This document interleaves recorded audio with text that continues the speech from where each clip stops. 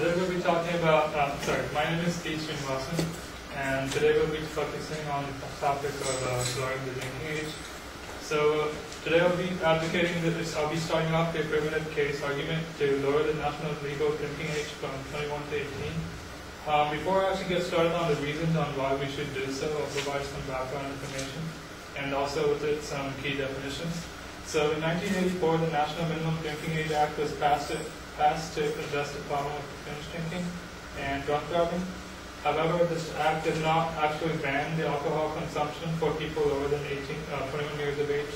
Only the states had the right to do this because the drinking age was a state law, not a national law. However, this act prompted all states to eventually choose their minimum drinking age as 21, because under the Federal Aid Highway Act, a state with a minimum age below 21 will be subjected to 10% decrease in federal highway enforcement. Basically, this means that if a state has a minimum drinking age of less than 21, they will have 10% deducted from their highway funding from the government. And the reason why I'm talking about this because much of what we address in our debate today will be focused around this act. What the conditions before and after this act. So one of the key definitions is binge drinking. So key terms is binge drinking, and it's commonly described as consuming 5 or more drinks in one sitting for men and 4 or more drinks for women, and more than once a week. So now I'll be progressing to my actual claims. So the first significance, I have 2 significance claims. The first is that 18 is the age of majority at which the youth politically transition to their adulthood stage. And at this stage, they're given a lot of different rights, but not the right to drink. And my second significance is that currently underage drinkers take part in unsafe drinking practices, namely binge drinking. As a result, they're driven underground, and where they drink in secrecy without restraints. So for evidence to support the first claim, according to LeeBryson.com, at the age of 18, American man or woman can take part in a full-time job, get married, have children, own a bar in some states, pay taxes, vote, sign a contract, join the army, can sue or can be sued, buy cigarettes, and get pilot's license and become a flight instructor. So we see that drinking is not among these rights, even though these rights symbolize a much higher value standards in our society, such as gaining maturity, becoming parents, patriotism, and so on. So if 18-year-olds can have such important roles like joining the army, paying taxes, or voting, why can't they drink even though it's such a much smaller, it has a much smaller value judgment to it. Going on to my second claim, I'm saying that underage drinkers take part in unsafe drinking practices, namely binge drinking, and the current law pushes. The article from LA Times called "Is Lowering the Drinking Age a Good Idea?" Dr. David Hansen, a sociologist at the State University of New York at Potsdam, says that when you prohibit drinking legally, it pushes into places that are uncontrolled, like fraternity houses. These are places that promote drinking games and excessive rapid consumption of alcohol, which put people in danger of getting alcohol poisoning, and that can be fatal. This sort of relates to my inherency argument, which I'll be talking about right now. So the inherency claims, I have a few inherency claims. One of them is that,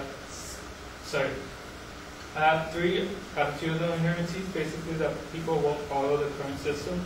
Currently, teens are intentionally breaking the law for the thrill and to get a bite of the forbidden fruit, basically saying that they want the excitement. So according to Professor Ames of Applied Health Sciences at Indiana University, although the illegal pursuit age is 21 years of age, the majority of college students under this age consume alcohol, but in an irresponsible manner.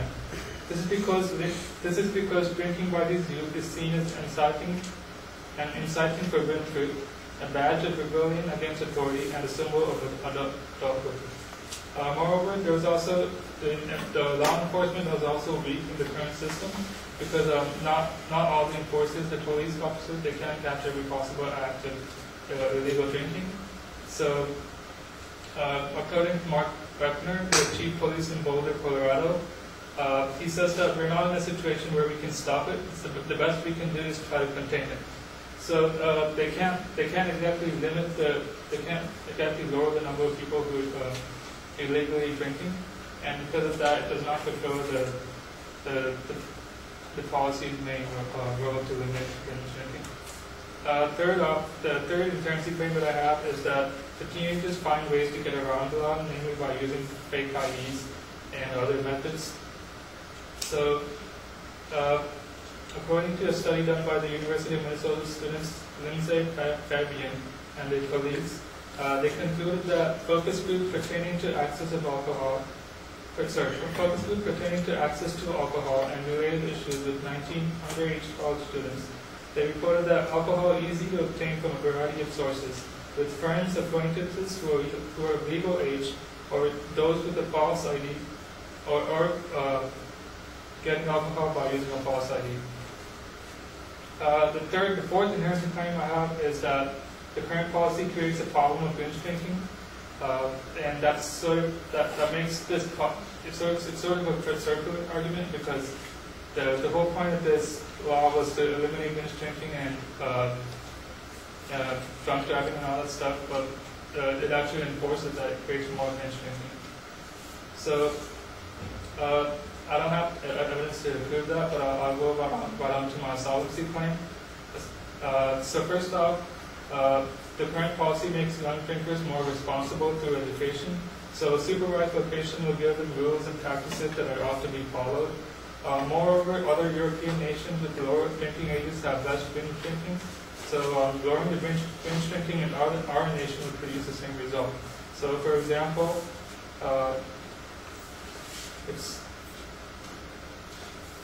according to a student from the Dutch Republic, he says that it's hard to get alcohol in America because so when kids get drunk, they don't know how to handle it because they don't have access to it at home. However, in Europe, they have open access to alcohol, and as a result, they have more self-control. And that's one of the solutions that we can get if we lower the drinking age. And that's it.